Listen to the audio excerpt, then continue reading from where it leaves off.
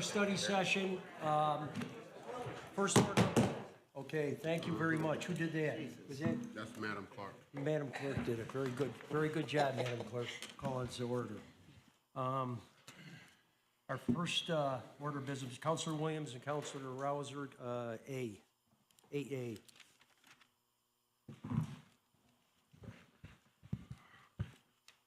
Thank you, Counselor. Just reintroducing the amendments for the local tax act law for the MOU for.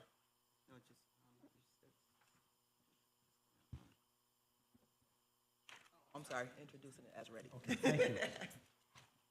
I'm not sure if President Hudson has any commissioners of deeds. Not yet. Okay, thank you. Item 10, under President Hudson and myself, that is ready, unless there's any questions from my colleagues. Hearing none, I'll go to Councilor Caldwell. Thank you, Pro Temp Hogan. Blessings to all, everyone. I have items 11 through 14, and you are ready. Let's go. Good morning, councilors. Yes. Morning, Commissioner. Tony Williams, Commissioner of Parks. Parks has agenda items 11 through 14. Starting with agenda item 11, it is just an ordinance, amendment to an ordinance, just to extend our current contract with RecDesk, which is our program management software that we use for parks. Are there any questions on that? No, this is just This will something be that we do a every year. one-year extension. I did notice, though, after we submitted the agenda item, previously, our biannual contract, for 2 years, it was $9,300 for RecDesk. That has gone up over the past 2 years. It is now $9,900. So I would like to send you an updated letter following this meeting if you guys pass this through. Questions? We're all set with that one. Item 12. Item number 12 is permission to engage into a grant for $500,000. There is no match for this grant. If the grant is awarded, it will be dispersed over a 3-year period within all income qualifying areas throughout the city. Awesome. You said grant, right? Yes. Oh, this is grant money. Sounds good to me. Any questions? All right, item 13. Item 13 and item 14 are yearly license agreements. Item 13 is for music throughout the parks, the license agreement to be able to play music within our parks. Item agenda number 14 is the theatrical portion to any playwrights centrically in Thornton Park for our plays in the park. Are there any questions on those two agenda items? Item 14. Oh, yes, you're right. Well, guess what? I think you're all set. Thank you, Councilor. Thank you, Council. Thank you. Okay, we'll go to Councilor Majok. Thank you, Pro Tem. Is the fire?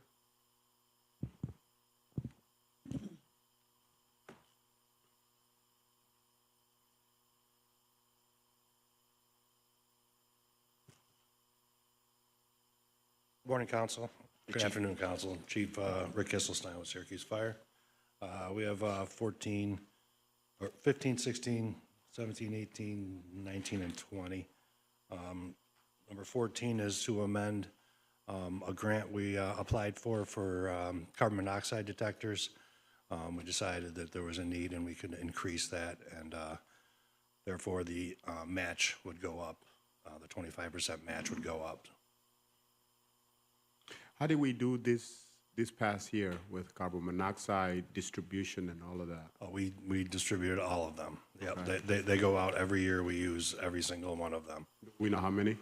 I think there were 5,000 last year. 5,000. So how they attain them anyways, Chief? I mean, just somebody calls the fire department, or are you out in the neighborhoods and? There's on the city website, on our section of it, there is a link to ask for detectors. When we have a fire, we'll go to hang door knockers on neighbors and tell them, if you're interested in getting smoke detectors or carbon monoxide alarms, to call our Fire Prevention Bureau, and we can set up an appointment. the increase in awareness just with doing the events is helping a lot too. The neighborhood safety events for sure. So Absolutely. Commissioner Barnett was here, I would thank her too. But. Excellent. Any other questions? All right, continue. Item number 16 is another grant that, it's the same grant that was approved. It was a DASNY, it was through the DASNY funds, and it just like, it was coming from a different pot of money, I guess. They changed it to the Crest Award as opposed to the SAM that it was. Everything else remains the same. This is for our, a replacement of our safety trailer, where we do fire safety training for our, the kids in all the different schools. Any questions? Okay, on to item 17 and 18. This is to authorize the sale of bonds and to purchase an aerial fire truck. This is for 24, 25. These are big apparatus that take, right now, it's looking like about 3 years to have them built, so we like to get on the front end of this and get them started on this. So this is the 17 and 18 are for an aerial ladder for not to exceed 2 million, and then 19 and 20, similarly, this is for an engine. Questions? Thank you. Thank you.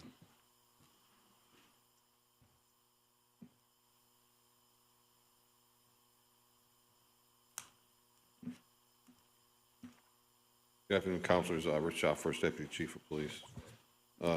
Item 21 is permission to enter into a memorandum of understanding between the Syracuse Police Department and Lemoyne College on behalf of the Police Department to provide a crime analyst. The crime analyst will be stationed in the OCAC, Central New York Crime Analysis Center. They will be responsible for tracking shots fired calls, and the Lemoyne aspect of it will be helping Lemoyne with all the stuff that's within the city limits. So that's the first position. Second position is a coordinator for all of our gun violence strategies. Both of these, as would be a newly created position. Both of these positions will be paid for out of the GIVE grant. The second position I mentioned is required. They want us to have somebody to oversee and coordinate all our gun violence efforts. So this is a one-year contract, and it's paid for out of the GIVE grant. The only other thing I can add to this is that city residency will be required for these positions. With the crime analysis data, what do you do with it? Do you put it on a website for the public consumption, or what do you do with it? So we have all our crime data is available on our CompStat report, which we put out weekly.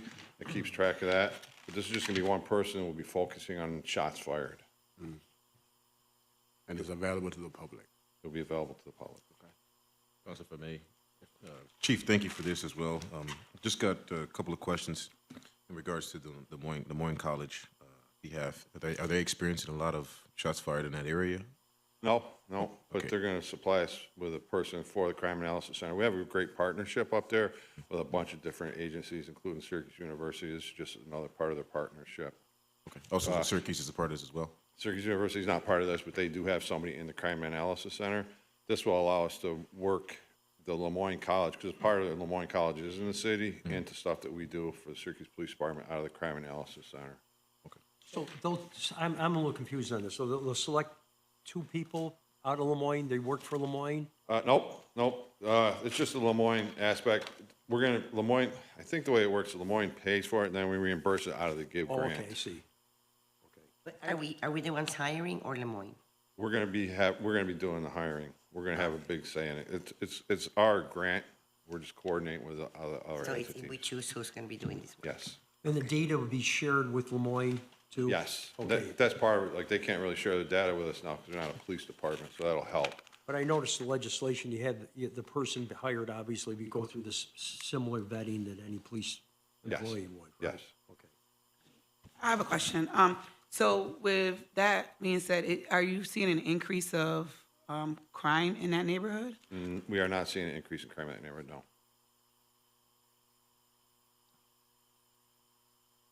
How does this work with the shot spotter? Is there a connection at all? There's a loose connection. It's not directly tied into it, but shots fired is one of the ways that we get reports that there was a shots fired. We'll always send officers out to investigate it. A lot of times, Counselor, people won't call the shots fired, and it's especially in neighborhoods where they tend to hear these things more often. And then we'll go out there and we'll look for evidence. If we find evidence that there was a shots fired, we'll record that as a shots fired. We'll check to see if there's evidence that it was maybe a fireworks complaint in case it was a false alarm. But we always send somebody out to verify these, and then it goes into all of this soup of shots fired calls. And they do come in from the neighbors call, citizens call. Unfortunately, police are on viewing and hearing these things themselves nowadays, and it just all goes into the stew of how we get this information into the system. And so, this person's going to coordinate all of that. Do we know how many shots has been fired all year, last year at all? I don't know off the top of my head, but that information is available on our Okay. CompStat report. Okay. All right. If it is not too tedious, send it to us. I can give it to you. It's easy. I'll send that to you. Are you okay there, Councilman Jeff? I'm done. Okay, thank you. Council Gathers. Thank you, President Pro Tempore. Items 22 to 32. We'll start off with engineering. Good afternoon, Councilors. Mary Robison, City Engineer. Item 22 is accepting lining of a 12-inch combined sewer along the 900 block of South Clinton Street. This is part of SU's steam plant modernization project in order to meet their one-on-one sanitary sewer offset requirement mandated by the county. So they're installing additional equipment, which has additional discharge. So that's why we're requiring this lining of the sewer. Any questions? 23. Thank you, Mary.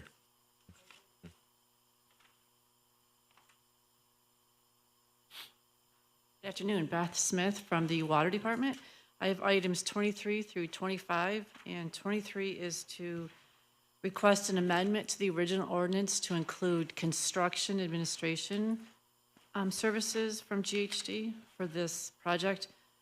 These 3 pump stations are critical to provide adequate pressure for fire suppression and water pressure for the customers in the higher elevations of the city. Question. Wasn't this, and I could be wrong, I'm pretty sure you'll check me if I am. Wasn't this money, something like this allocated out of the ARPA money? The Yes, same? it was. Yes, it's part of the ARPA. The Water Department received $10 million in ARPA funds, and this is about $3.5 million, the total project cost. So this is so ARPA money plus this? No, this is part of the ARPA money. Okay. We went to RFP for the design services. Now we're including the construction administration, and this past weekend, we just sent it out to bid for the construction project, portion of the project.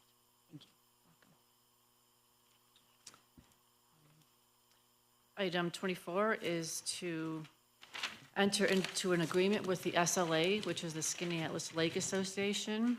On an annual basis, they assist us with inspecting boats entering the Skinny Atlas Lake for invasive species. And item 25 is the annual contract with Cornell Cooperative Extension. This is part of our filtration waiver. It's required, and they help us with the water quality education program throughout the area. Any questions? You know, I just have one question regarding what Councilor Caldwell brought up.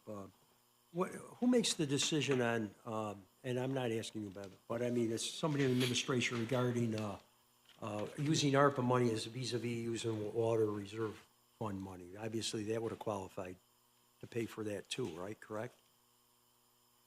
Well, from my understanding is when ARPA funds were first awarded, each department applied or requested a certain amount of the funding, and water requested $10 million for various projects. And other projects such as this is our operating account or our capital account. Is that what you're asking? I'm Yeah, sorry. basically, I'm saying that, but I mean, obviously, well, the water department's in a different situation, the other departments, because you're self-funded, basically. You know, I'm just wondering who made that definitive decision down there. It was just a good idea to spend the ARPA money on infrastructure that it's supposed to be spent on. But now we're coming down the end of the ARPA money and we're, Right. you know, wondering, everything's been allocated. A lot of it's been used. Right. And we want to make sure everything's used, of course. But I'm just wondering who made that type of decision. I'm sure that's administration. I mean, in budget hindsight, we probably director. should have said, you know, maybe we should have used some water reserve fund money on I believe that's between the commissioner and the director of budget and administration. I'm not really sure. that. Tim, do you have any idea? There you go. Come on up here. Uh-oh, I see Frank nodding his head now. So, Just waiting to see if Frank would come up on his own. Tim Rudd, Budget Director.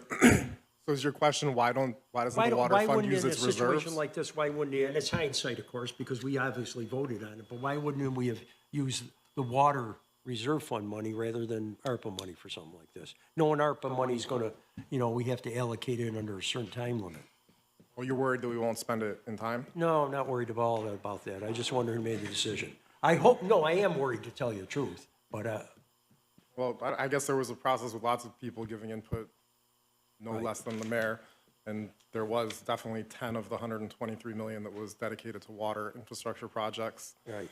And I think maybe the pecking order kind of changes based on when the project is moving forward. So I think the water department is aiming to spend the money as fast as possible. And I think they're one of the entities that would say, we're going to spend it so that we're in a position to get more ARPA money. I don't know if that would ever happen, but I think they're going to spend the money. And I think we have kind of backup strategies in place to not lose the ARPA money I if we guess I'm do getting have to the slow point, spending. would you say we're gonna be able to spend all that ARPA money? It's all been allocated. Do you think? Yeah, we're not going to have money left on the table. Good to hear, Tim. Tim, I have another question. It would be nice that we get it, but based on the article, it doesn't look like they're giving anybody anything else. Looks like the federal government's coming back to take some. But question, when, Another snowstorm, that's all. Just be- okay. When this comes up, hello. When this comes on the agenda, is there any way that we can more identify like ARPA versus, like, this should be in the paperwork that says it's ARPA versus whether the water funds is coming out, because we don't know which one. I knew because I was reading on what came out of ARPA, just, you know, so I realized that. But if you're looking at it briefly, we should know if it's coming out of general fund or if it's coming out of ARPA. That's fair. We can work to make sure it's clear. It's Yeah, definitely sometimes we don't- documented different places. Sometimes, I mean, you just put the account number down, but sometimes maybe it was just, you know, parentheses saying ARPA Yeah. money, water reserve fund money, so Okay. it's a good point. It's kind of like doubling up, you know, where it's coming from. You know,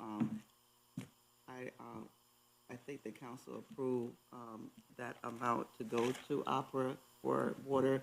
So, you know, you guys got the account number, and like, and then to put opera is kind of confusing, you know, so. It does get a little redundant because Yeah, it we get seek redundant, permission you know, to that's give it But to how them. would we know? and So you're we just signing got off a, on it. only why I asked is because we got a whole breakdown of what was spent for ARPA, right? And it's very unclear, right? So I know what we approved, but there's a whole bunch of other things that are in the mix, right? That is gonna come out, right? So when we're looking at it, we're looking at a number, it would just help me out if I knew where it was coming from, because we approved 5 million in this, but is it the 5 million in ARPA or is it general fund? I would be. So by the way, the rule of thumb is when the third person comes up to the mic, we're in trouble. Frank Oliva, the city's chief administrative officer. Counselor, understand completely what you're saying. The problem is, and I wish Mike Canizaro was here because Mike would be able to explain it. We account for ARPA dollars through our regular financial spending. So that's a normal accounting account. We don't segregate the dollars. We designate the dollars as ARPA. We don't financially separate them until the end of a fiscal year. So it might Interesting. be Thank more, you. it might be more confusing for you, but we'll try and find a way to make it less confusing. If So, anything, That's gonna help us with some Yeah. other stuff. Thank you. yeah, so but I get your point. It is an important point. We need to keep you up to date on ARPA spending. So basically, you're telling me all, just so, because I have another question that's gonna lead to something else, but we won't do it now. You're telling me all of the ARPA money is all together? And then All you- in the general fund, and the folks in finance keep track of it, and at the end of the year, that's when they break it out. They don't break it up until the end. They did not, we did not set up an ARPA fund, and that was at the recommendation of our outside auditors.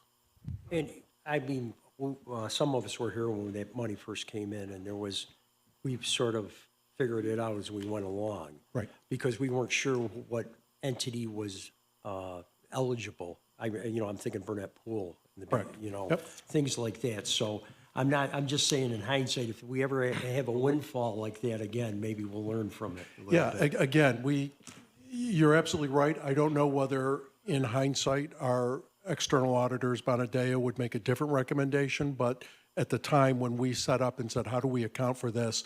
They said, put it in the general fund, keep track of it, break it out at the end on your financial statements, rather than keeping track of it throughout every time you make an expenditure. But you're right, Counselor. In hindsight, they may have given us different advice. Next time we get Thank you. $122 million. Well, all we have to do is reelect the guy again. Right. Potent, can I make a statement real quick? Sure, make a So statement. with that being said, and I sort of off this agenda, does that still affect like the CDBG money and all that? So if it's all in one pile, right, and the money is there, can we pull to help support those organizations? So grant accounting is a little bit different than this. We account for grants slightly differently. They also go through in many cases, they go through the general fund, not in all cases, but we do predominantly the vast majority of our spending out of the general fund. We do project and grant coding on it so that we can designate it at the end of any particular financial year. Does that help? Yes, but in hindsight, you have our general fund money and ARPA together, right? We have, with not minor exceptions, water is a separate fund. There are a couple separate funds, but in most circumstances, we're spending out of the general fund. I think what Counselor Caldwell and my colleagues were worried about the CDBG money Yep. not getting to the organizations that need it from last year. I don't know if the Deputy Commissioner wants to address that issue. Yes, the Deputy Commissioner and I had a conversation about that, so we can bring up number 4. I mean, so, some of us are wondering, is there a way maybe the general fund can finance some of these organizations? I'll let the Deputy Commissioner While speak we're waiting to for that. CDBG to take care of their allocation from last year. Michelle Spansky, Deputy Commissioner. See how of this thing Neighborhood goes, Development. Commissioner? Things can just, you start asking questions, this is what happens. Yeah, so in terms of the funds for year 49 CDBG, Which is last year. the active, so that's the active program year that we're currently halfway through. The program year starts on May 1. So it started May 1, 2023, and it will run through April 30, 2024.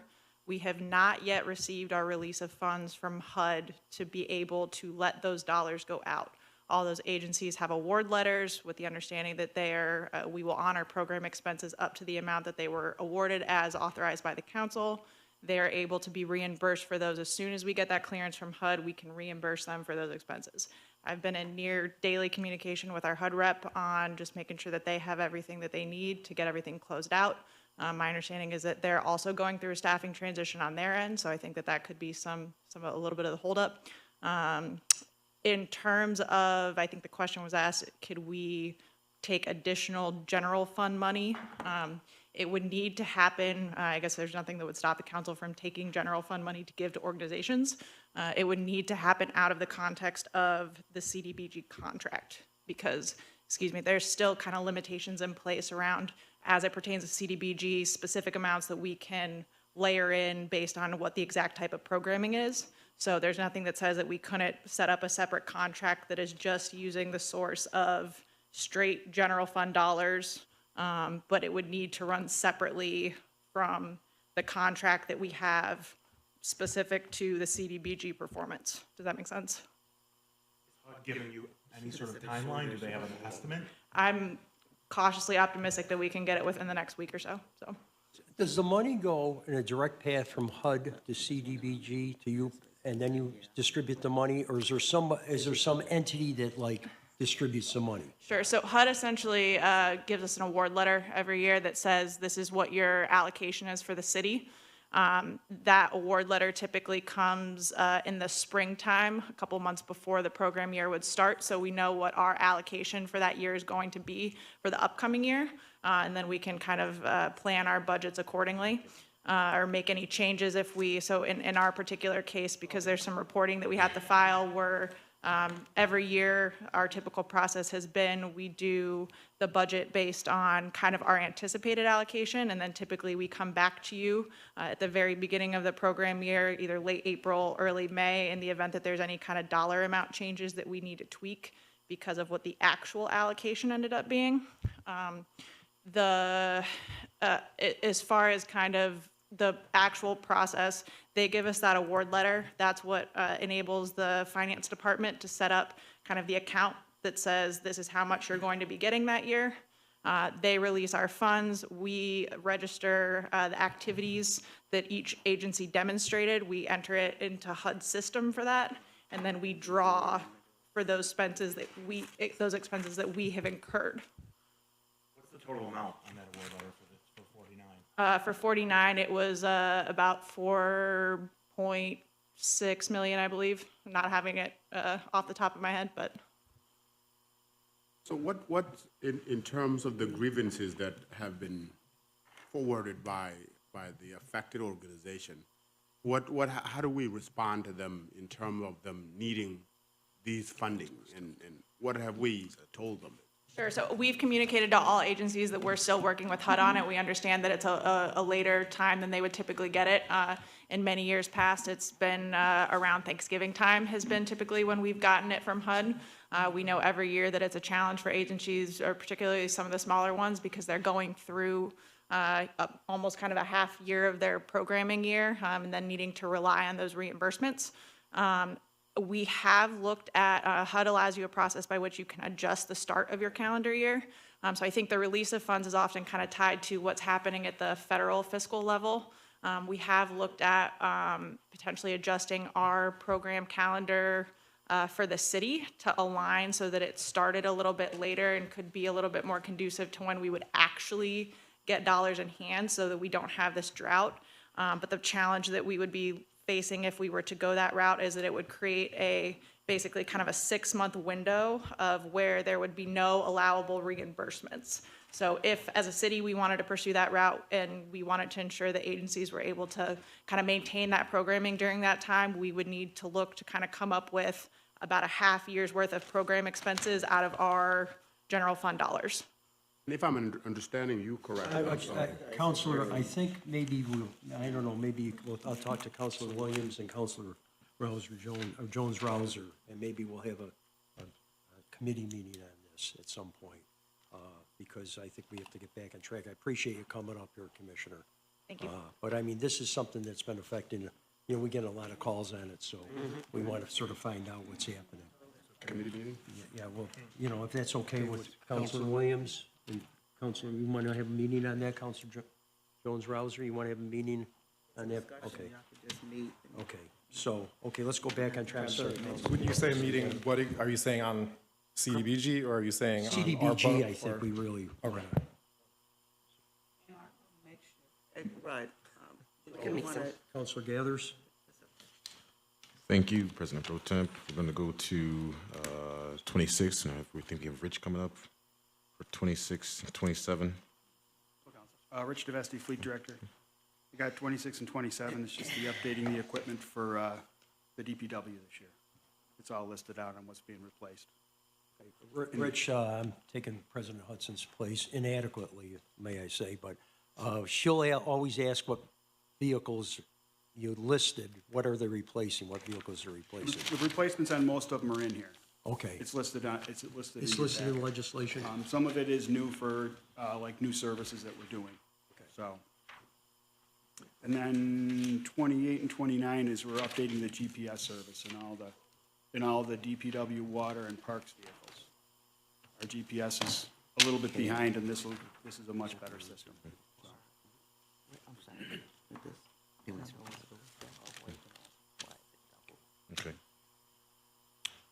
for 26 and 27, was, No, 28 and 29 are updating the GPS yeah, in our machine. I get that one, but for 26 and 27, is the Oh. amount different from what it was before? It's like double, I guess, what he's. Right, it's because we're updating some of the sanitation for updated sanitation service. Or we So a lot of included, it you is because included? of the sanitation. Okay. It's the additional sanitation trucks. And And an it's- additional crew truck for litter picking too. So we're adding that. And as far as the GPS system, what, hold on one second. Updated, modernized tracking system. So this just has to deal with card readers or for the GPS system? It'll add the card, it's a new GPS company that we're gonna go to, gives us better telematics in the vehicles. Tells us a lot more of what's happening in the machine. And better tracking. It's a better live live on a map, Google map. This would be Just a much better system. This would be included on all of our It's, well, operations? it's gonna be for parks, DPW, and water. The emergency services already log into their equipment when they take it. Great. And then we have 30 and 31 too, and I'll let Lisa talk about that. Yeah, I do have questions on this. You can go ahead. What's that? Oh, yeah. 30 and 31. Thank you, Rich. Good afternoon, Lisa Schmidt with the I'm the Risk and Safety Manager. Do you want to, like, there you go. Sorry about that. My first time up here. So number 30 and 31 is to authorize the issuance of sale of bonds for the training simulator program and to purchase the truck driving simulator program, total cost not to exceed $200,000. We have 5 needs that we're addressing with this purchase. We're going to adopt technology to increase our efficiency, reduce our overhead, capitalize on an eco-friendly solution, improve our employee performance, modernize our training, mitigate our liability, and appeal to top talent.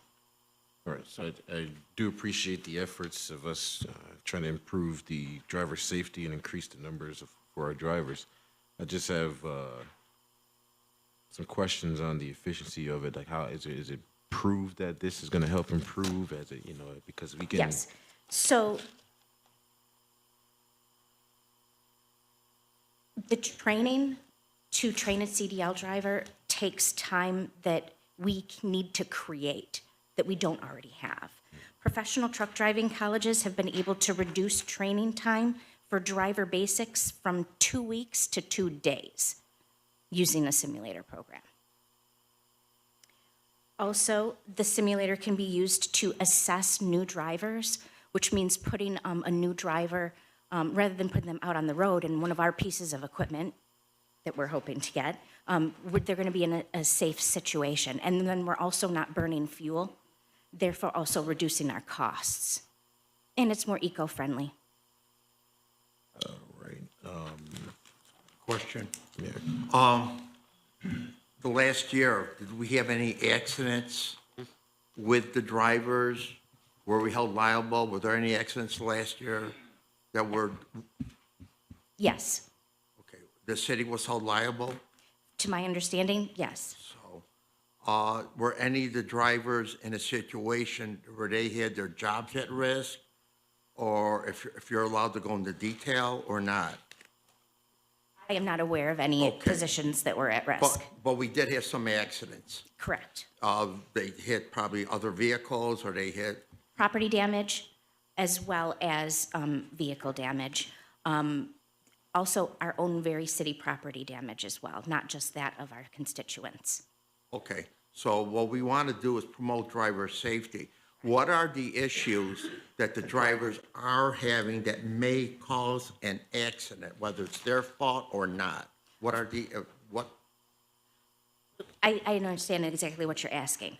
So basically, what we want to be able to do is simulate conditions for them, like weather conditions, traffic and road layouts.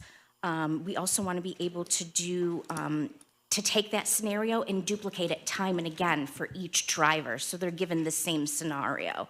That way, they're not preparing for snow in snow. There's also other conditions that we'd be able to assist with this. We're going to be able to, the folks that do get in accidents, will be able to take them and put them through more simulator training as to help assist them to decrease the level and the number, and hopefully the severity. And they do know that if they go down the side street, cars are double parked, they can't get through, they're not gonna be able to plow, period. They Correct. just can't do it. They're That's gonna correct. back up. And they will call law enforcement to say, we got vehicles double parked, and they're gonna get ticketed. That is correct. Okay, thank you. So this pays for the truck or for the whole program and implementation and? It's for the equipment and the software programs. It'll train as well for us to know how to use it for our drivers. And it's also a year of service and updates. Those would be mostly in-house people? I mean, you train them All first? all in-house. That's terrific. That's terrific. Has anybody from the safety and the administration of the DPW, any of you guys used this at all? We have. As a matter of fact, before NTTS closed down in Liverpool, they had a simulator out there that we've all had a chance and experience on. And in Las Vegas, Connor Muldoon and Ann Fordock had a chance to use the simulator as well. Oh, they went to Vegas. Councilor Majah. You'll be first. Thank you. Thank you. Can I add Oh, yeah. Thank you. another couple? So the Sure. 200,000 is year one, correct? Correct. Looking at the future as part of that capital investment, and it would be lesser for, software licenses next year, or, I'm assuming? 11,500 Okay. yearly. Oh, that's not bad. And in terms of, outcomes after year one, what are your, indicators or metrics of success with this program? Of course, Rich and I are going to work together closely to make sure that the program that is put in place is successful. We're going to use that with not only our MV 104 accident reports that we turn over to law, but we're also going to look at our workers' comp injuries, because injuries can come as a result of this as well. So we could potentially claim a decrease there as well. Great, thank you. Thank you. Any other questions? Thank you. And then 32, I don't know if there's nobody to speak on this, but this is just the reappointment of Douglas Daly to the Onondaga County Resource Recovery Agency Board of Directors. And that term will end December 31st of 2026. If there's no further questions or comments, I'm all set, President. Okay, thank you. Thank you, Councilor. And I have a special permit. Mr. Dishaw's here.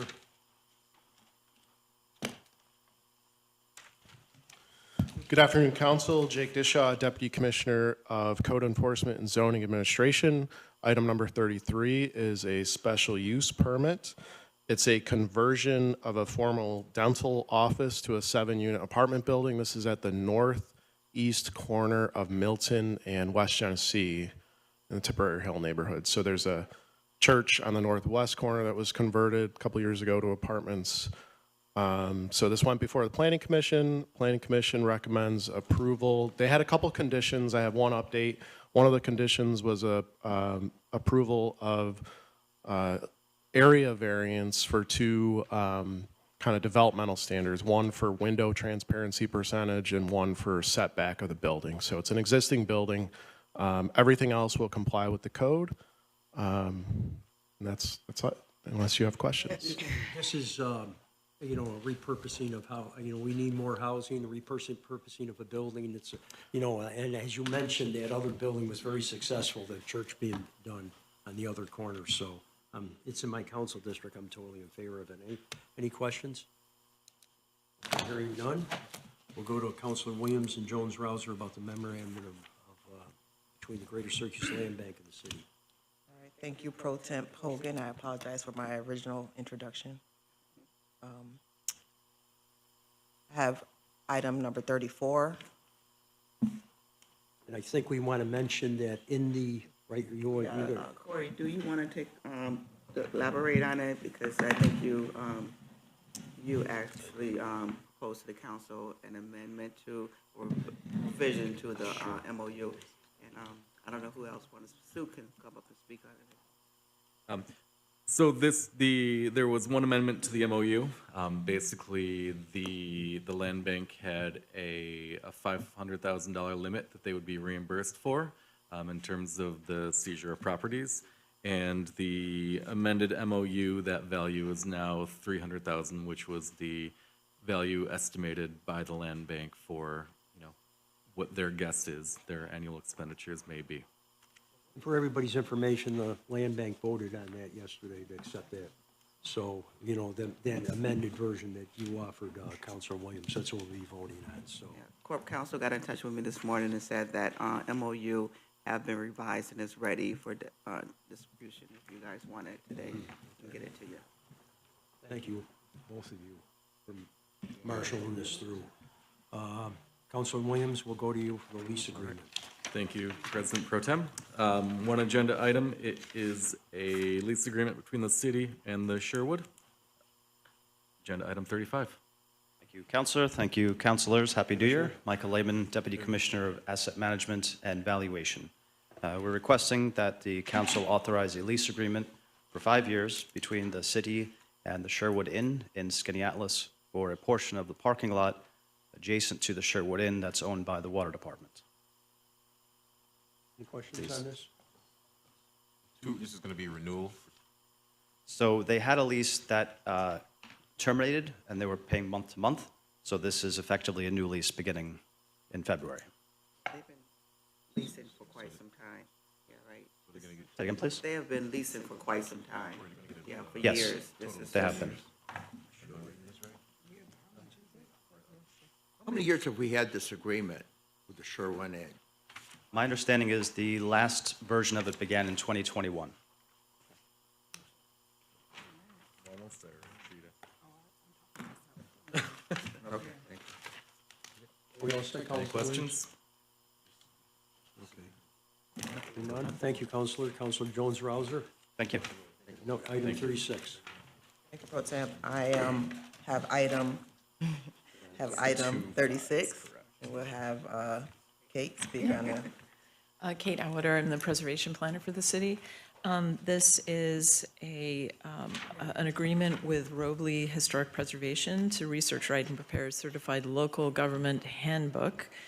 The total amount of the contract would be $29,500, and it is a grant-supported project that we were asked to partner with the State Historic Preservation Office to partner with them on this. Any questions? Thanks, Kate. Thank you. Thank you. Okay, hearing no questions. Motion to adjourn? So moved. Second. Okay.